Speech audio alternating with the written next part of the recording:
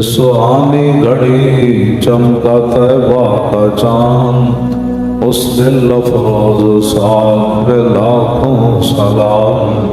پہلے سجدے پہ روزے ازل سے درود، یادگاری امت پہ لاکھوں سلام، مصطفیٰ جان رحمت پہ لاکھوں سلام۔ حضرت امیر المومنین مزلزل الشرک و مکسر الاسنام من کنت مولا فعلی مولا، داماد رسول اسد اللہ الغالب، امام المشارق والمغارب، حضرت علی مرتضیٰ کرم اللہ تعالی وجہہ الکریم، نبی علیہ الصلوۃ والسلام جب فتح مکہ کی تیاری فرما رہے تھے تو آپ نے مدینہ منورہ میں پابندی لگا دی کہ کوئی بندہ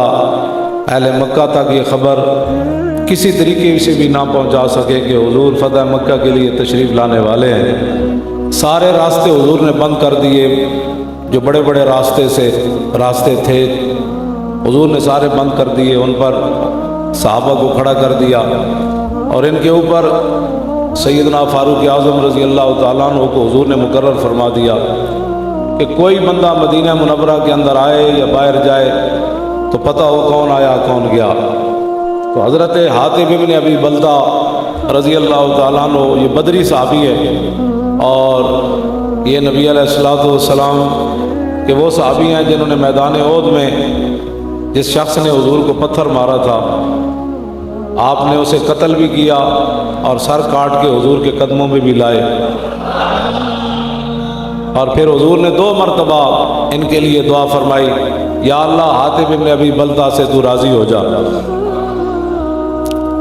انہوں نے خفیہ طریقے سے خط لکھا اہل مکہ کو اور ایک عورت کو دیا، اسے پیسے دیے کہ وہ مدینہ پاک کے خفیہ راستے سے نکل کر اہل مکہ کو یہ خط پہنچائے۔ اس خط میں کوئی حضور کی جاسوسی نہیں تھی، بلکہ حضور کی شان ہی انہوں نے بیان کی، کہا کہ ان رسول اللہ صلی اللہ تعالیٰ علیہ وسلم قد توجہ الیکم بجیش کاللیل یسیر کالسیل، فرمایا کہ اہل مکہ تیار ہو جاؤ، نبی علیہ الصلوۃ والسلام اب مکہ مکرمہ کی طرف روانہ ہونے لگے ہیں، ایسے لشکر کے ساتھ کہ جو رات کی طرح ہے، نہ اس کے اول کا پتہ ہے کہاں سے شروع ہو رہا ہے، نہ انتہا کا پتہ ہے، حضور ایسا لشکر حضور لا رہے ہیں، اور یسیروں کا سیل ہے، اور حضور کا لشکر ایسے چلتا ہے جیسے سیلاب کا پانی چلتا ہے، وہ نہیں دیکھتا کہ کدھر جانا ہے کدھر نہیں جانا۔ وَأُقْسِمُ بِاللَّهِ لَوْ سَارَ إِلَيْكُمْ وَحْدَهُ لَنَصَرَهُ اللَّهُ عَلَيْكُمْ، اور پھر آپ نے فرمایا میں اللہ کی قسم اٹھا کر کہتا ہوں، میں نے تو تمہیں لشکر سے ڈرایا ہے نا، لو سار الیکم وحدہ لنصرہ اللہ علیکم فإنہ منجز لہ ما وعدہ فیکم فإن اللہ تعالی ناصرہ وولیہ۔ یہ آپ کا خط ہے مختصر سا، فرمایا کہ میں اللہ کی قسم اٹھاتا ہوں کہ اگر حضور تنہا بھی آتے نا